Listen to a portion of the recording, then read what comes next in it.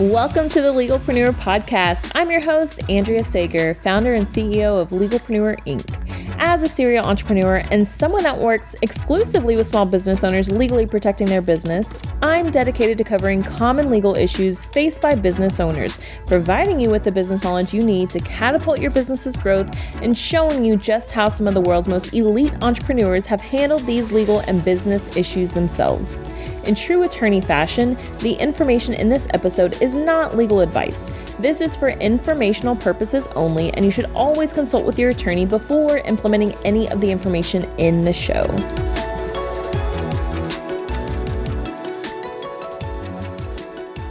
Hello there, and welcome back to another episode of the Legalpreneur Podcast. Today's guest is Kimberly Ferguson of Emerald Expectations Accounting.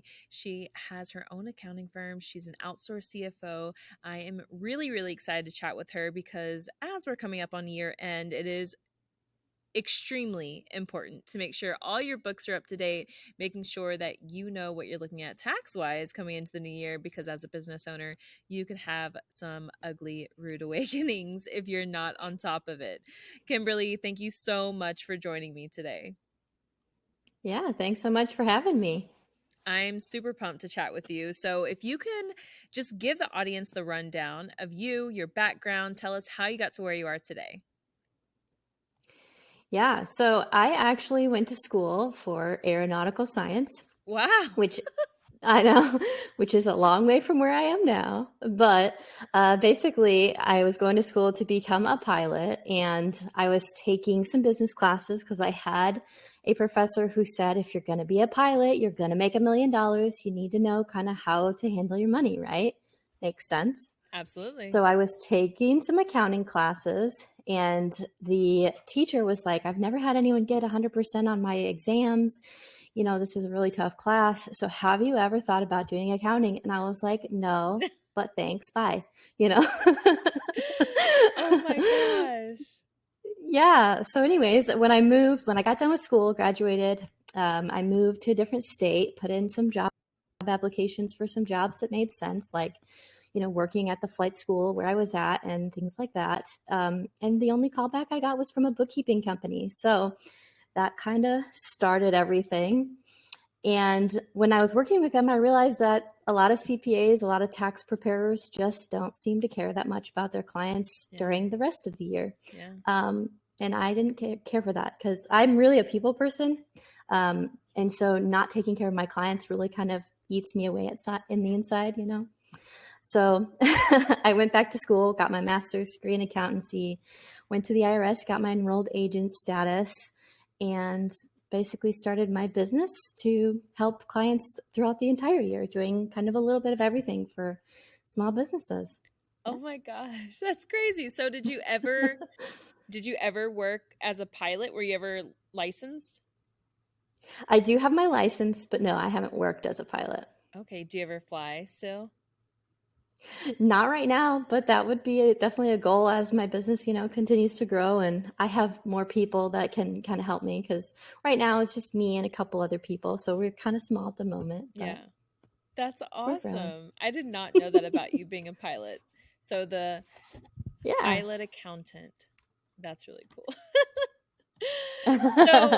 So tell everybody a little bit more about how you support small business owners. Yeah, so we try to support small business owners basically in every phase of their business. So, you know, when you're first starting your business, a lot of people have, you know, not a lot of money, but a lot of time. Yeah. And so we basically give them the ability to learn how to do their own bookkeeping through our do-it-yourself program. So they can walk through, take the time to learn how to do it themselves, so that at the end of the year, when they're handing over their stuff to their tax professional, they're not embarrassed, because that happens a lot, unfortunately.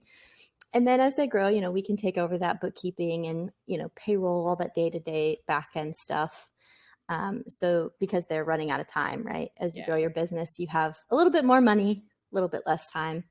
And then, of course, as you continue to grow and you're actually at the point where you're trying to be more strategic, that's when we'll come in and we'll help you as your outsourced CFO, help you kind of look at the financials on a regular basis, help you start start to be more strategic about your tax planning, making sure you can minimize that tax liability, all the fun stuff. But we can step in and help you in kind of all the different phases. Gotcha. Okay, can you kind of explain what is the difference between an accountant and a CFO or an outsourced CFO? I personally am kind of confused on the differences as well. So this is selfishly a question Yeah. for me. That's okay. So the way I kind of look at it is there's actually like three facets of the accounting industry, people that you're going to work with. So the first one is bookkeepers. So a bookkeeper is basically going to look at what you've done in the past and they're just going to document it basically. And then the accountant is somebody who's looking at the present. They're trying to give you data that's happening right now. Um, kind of give you a little bit of insight as to what's happening in the business right now. The CFO is somebody who is trying to look forward and be proactive. So we want to look at what's your tax liability going to look like? How are we going to grow your business? How are we going to keep your people, happy with their employment situation? Because we all know turnover is a huge thing right Yes. now. So Yes. yeah. That's a really great explanation. I'd never thought about it like that, like bookkeeper past, accounting present, CFO future. Yeah. That's really cool. Good to Yeah. know. So, when would you say is a good time to start working with somebody? Because I'm sure you get questions about legal, I get a lot of questions about accounting, and a lot of times the question is, well, should I do it myself or should I hire someone? As we both know, a lot of small business owners, solopreneurs, like you said, they have a lot of time, not as much money. So, what is your suggestion around that? Well, as far as tax preparation is concerned, I would say right away would be best just because then we can help you with what kind of expenses you can have. A lot of small business owners kind of miss that stuff and end up paying more taxes than they really need to in the beginning. But obviously, if bookkeeping is something that's a little bit out of your range, then I think that's something you could probably handle on your own for a little while. But usually, I mean, once you're hitting like the $200,000 revenue range, I definitely think it's valuable to get, a bookkeeper involved. And then for the CFO stuff, maybe like 500,000. To be honest, it's kind of more of a mindset thing to me than it is a money thing. Because if you're ready to grow, it doesn't really matter where you are. If you need someone to come in and help you be strategic, then any phase of revenue is going to work. But those are kind of some, markers if you want to be kind of Yeah. exact. Right, right. And let's talk about mindset for a second. I'm sure you work with all types of different business owners. So for those Yeah. that come to you, they're very, very small, having a hard time growing, can you talk about the mindset that you see of those people versus those that have the big business that already have, like maybe they came to you and they have grown since? Like, can you talk about some of that mindset? Because I know we all struggle with mindset. And I think hearing this Yeah. from somebody on the accounting side, because I talk about it all the time from the legal side, the mindset. Yeah. And so I would love to hear that from you. I think that the biggest struggle that people have when they start going into business is the employee mindset, Yeah. right? It's a little bit more working in the business and how to get the day to day going, which is totally understandable because most likely, you were an employee before you started doing this, right? So I think the difficulty is switching to working on the business and kind of becoming the CEO of your own company. So a lot more thinking about investing money into the business to, grow the business. So investing in trademarks, investing in, tax planning, the kind of stuff that's going to help you in the future versus now. Right. Yeah, that's such a good way to look at it because people always see, especially legal, they're like, oh, it's just this awful expense that I have to have in the business. But really, I try to help people see like it really does empower you in your business. And I think you heard the story of the client that did make $25,000 just because she had a registered trademark. And it's because she Yeah. actually made the decision to invest in her business. And she clearly didn't see an immediate return on it. But a year or two later, it had, a 1,000 time return on her investment. So these are just some of the little things that can make a huge return on investment when you know how important, when you realize how important the legal stuff is, the accounting stuff is. And I think with legal and accounting, a lot of it is just having that peace of mind, because we get people that come to us with so much fear, like, oh, I have to hire an accountant, oh, I have to hire a lawyer. And then I know for you, you're very similar to me in helping clients realize, like, hey, it actually isn't that complicated. We're not scary people. Your numbers aren't scary. It's just something that we've been brought up around. And then we help them realize, like, oh my gosh, this actually isn't that scary. And then they're at peace and they're like, oh, I should have done this so much Yeah. sooner. Uh-huh. Especially with the older clientele who maybe had parents who lived through the Depression or grandparents who lived through the Depression, asking them to spend $2,000 on, an entity or a trademark or something like that probably feels like a really big deal. But it's a good mindset shift to realize that, you can make more money, especially in business. It's not like being an employee where, you only get so much per month. It's kind of up to you what you want to do. So, Yeah, exactly. Now, coming up on year end, can you give us some tips? Like, I don't know if you have a few tips for those listening, whether, maybe they haven't even kept up with their books, maybe they just do it all at the end of the year, which I know that's a big no-no.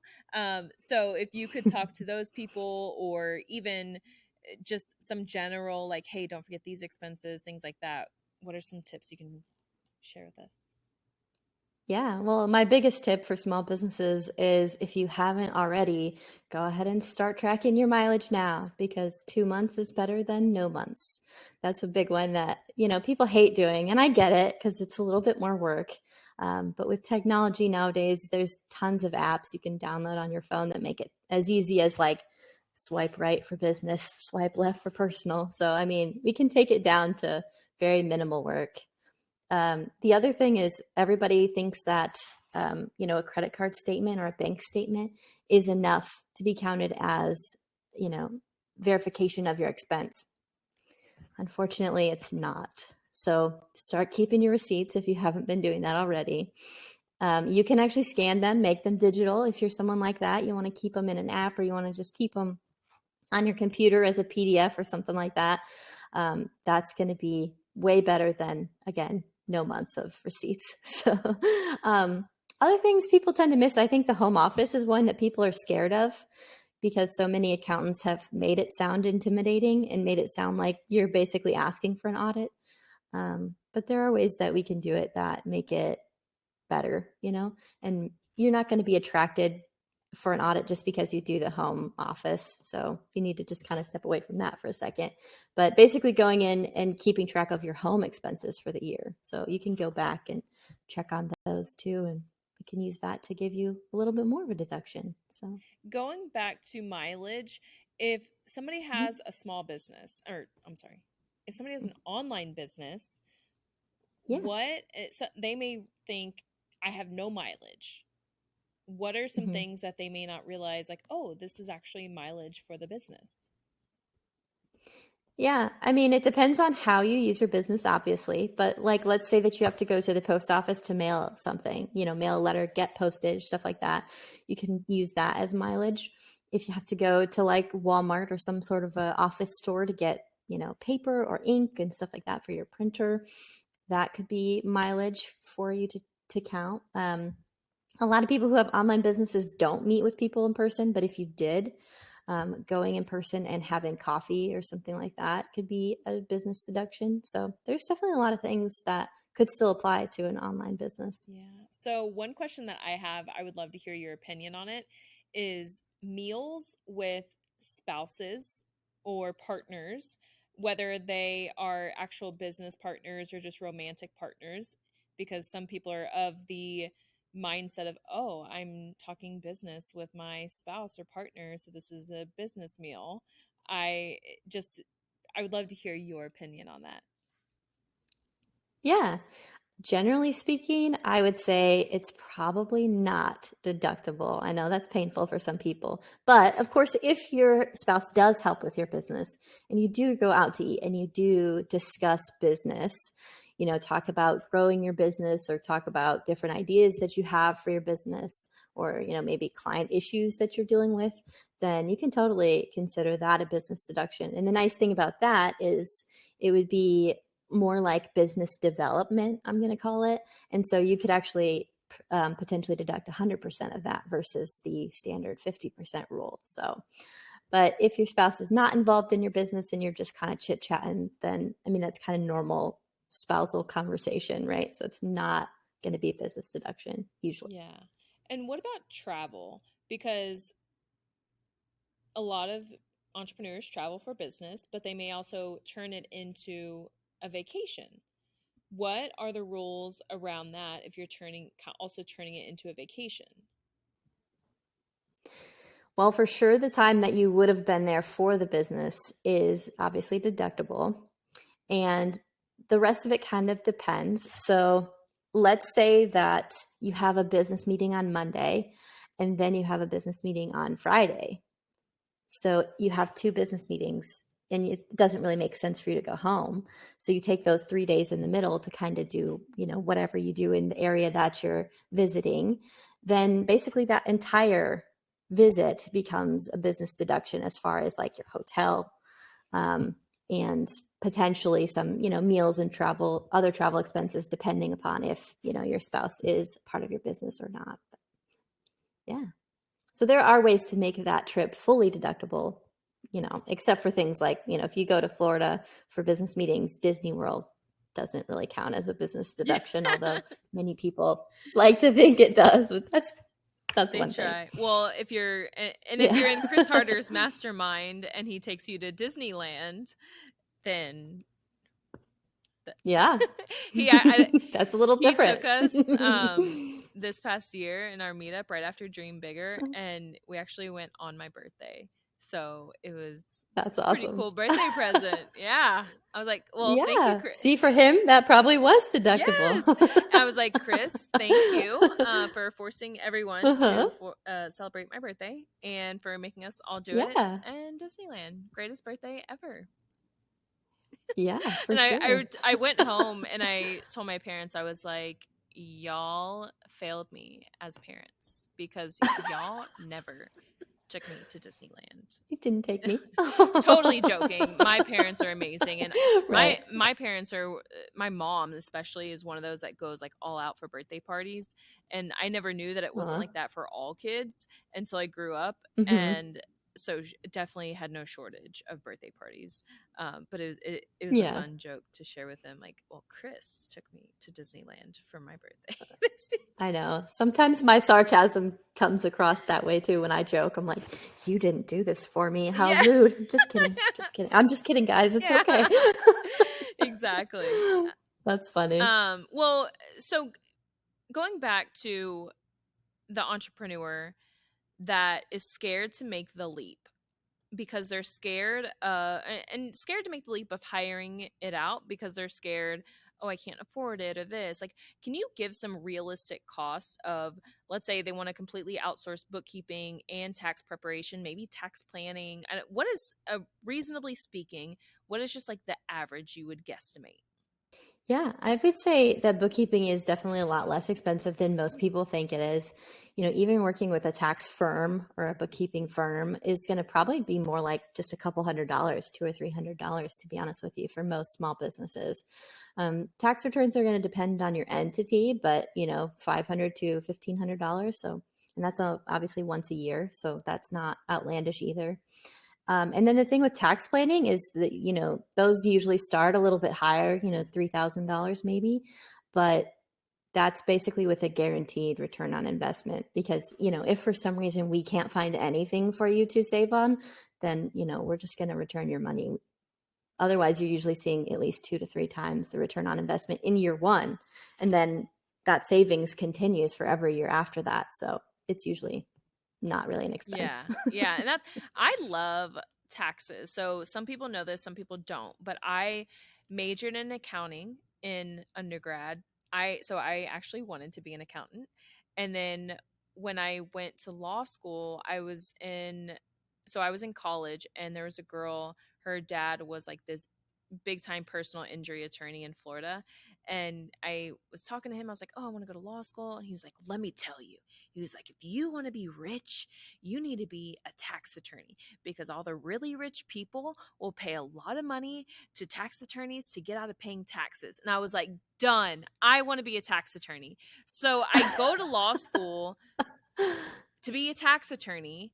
And then I get the job at the big firm, and I'm like, I want to be a tax attorney. And everybody's like weirded out, like, why do you want to be a tax attorney? And mind you, I wasn't like fully owning the fact that I just wanted to make a lot of money. I was like, oh, I just like taxes, like whatever. But I really do. Like, I always did see it as a game, and I don't know. I just think it's a game. I think taxes and money are a game, and it's a game that I like playing. And everybody just thought I was so weird because I wanted to be a tax attorney, and I never was a tax attorney. I was a litigation attorney for like 7 months at the big law firm, and then I was like, screw this. This is not for me. I need to go serve small businesses. So that is a little bit more backstory about my background. Yeah, well, it worked out for all of us. Yes, right? But that's awesome. yeah, people always ask me like, oh, should I hire it out? And I'm like, look, I actually did my taxes on my own the first couple of years in business, but that's because I had the background and I knew enough. And then eventually I was like, I don't want to do this on my own, and I know that I'm missing things. So it is time to outsource. I will say that my husband and I had started a couple of businesses before we went into, bookkeeping and tax and all that stuff. And I can tell you from experience that we 100% floundered our tax returns. I mean, it's hard when you just don't know what you don't know, right? Yeah.